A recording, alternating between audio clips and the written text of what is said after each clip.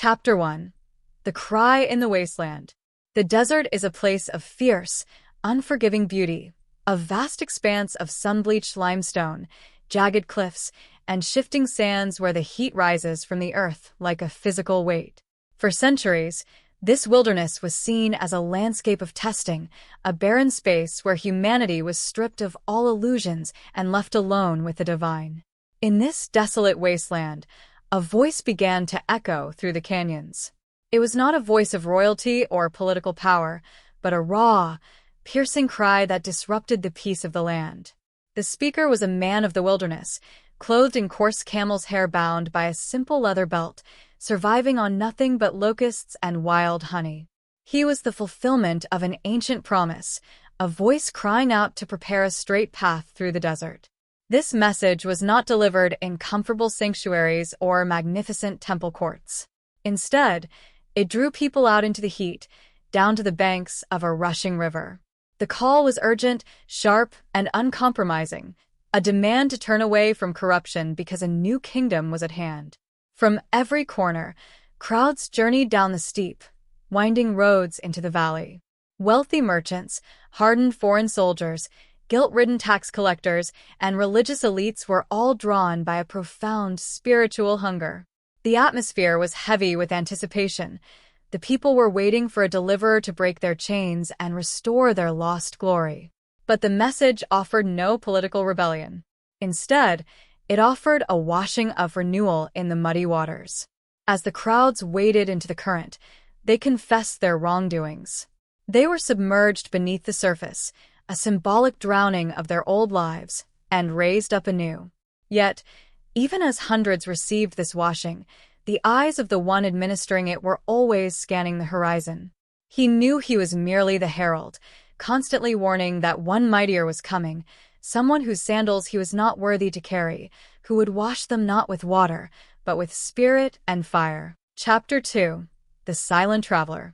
While the voice shook the wilderness, a quiet traveler was making a journey from the northern hills.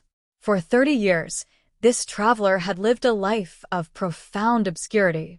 To neighbors, he was simply a village craftsman, acquainted with the weight of manual labor, the dust of the workshop, and the quiet rhythms of a hidden life. For 3 decades, this presence had waited, hidden in plain sight, perfectly submitting to a grander timing. But the hour had finally come. Leaving the northern hills, the traveler walked south toward the river valley. Each step was a transition from a private existence into a public destiny, a journey that would ultimately lead to a sacrifice. Imagine the scene as the traveler approaches the riverbank. The midday sun is high. The air is thick with the scent of heat, dust, and damp earth. In the water, the herald is tired but resolute, helping another soul out of the current. Then, the traveler steps forward. There is no earthly fanfare, no flash of lightning, no trumpet blast. The traveler looks like any other dusty wanderer from the road. Yet, as their eyes meet, a profound silence falls over the river. The herald, instantly recognizing the divine presence, suddenly pauses.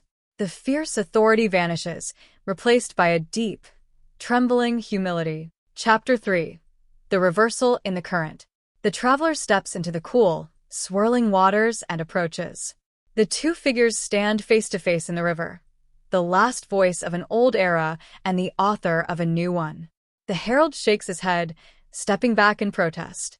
He states that he is the one who needs to be washed, asking why the pure one comes to him instead. The objection makes perfect sense.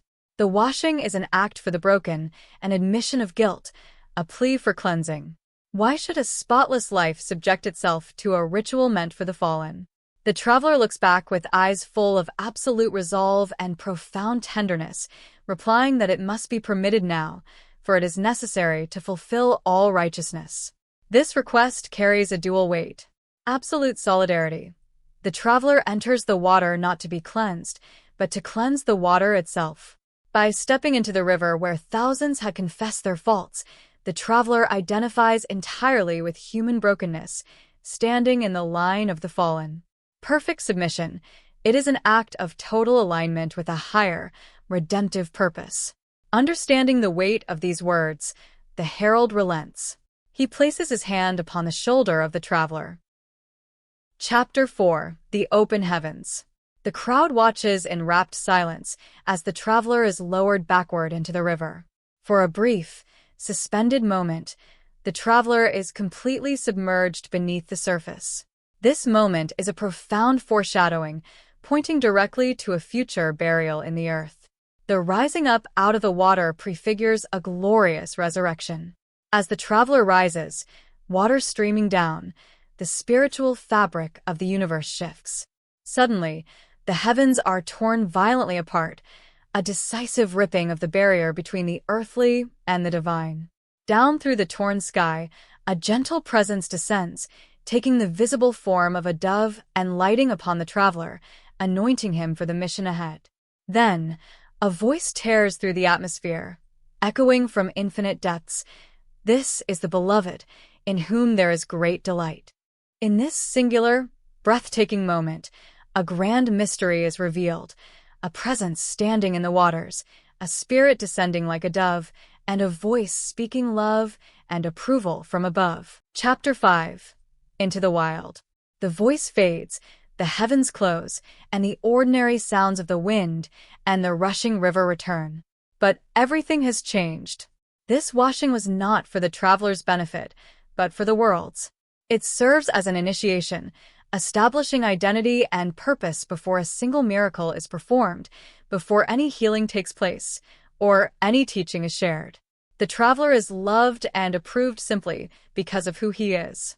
The herald stands as a witness, later pointing toward this very figure as the sacrifice destined to take away the brokenness of the world. Yet, the glory of the river immediately transitions into a harsh reality.